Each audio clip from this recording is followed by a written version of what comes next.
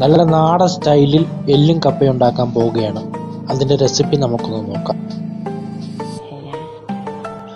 ഒരു പാത്രം അടുപ്പി വെച്ചിട്ട് പോത്തിന്റെ എല്ലും സവാളയും ഉപ്പും മഞ്ഞപ്പൊടി ഇട്ട് വെള്ളം ഒഴിച്ച് നല്ലതുപോലെ അങ്ങ് വേവിക്കണം.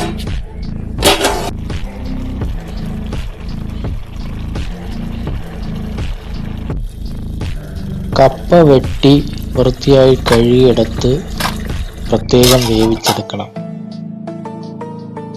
എല്ല് വേവുമ്പോൾ ഇഞ്ചിയും വെളുത്തുള്ളിയും അരച്ച് ചേർക്കണം. സെപ്പറേറ്റ് ഒരു പാത്രം വെച്ച് എണ്ണ ചൂടാക്കി തക്കാളി, പച്ചമുളക്, ഇഞ്ചി, കരിയാപ്പല എന്നിവ ചേർത്ത് വഴറ്റി ഇറച്ചി മസാല ഇട്ട് വഴറ്റി എടുക്കണം.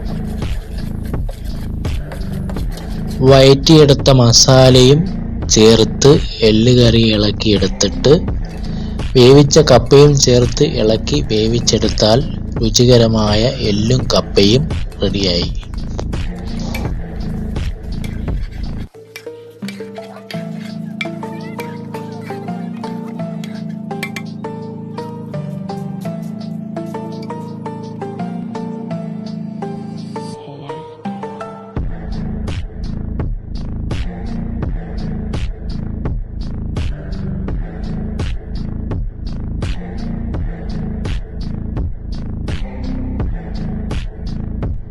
സൂപ്പറാണ്.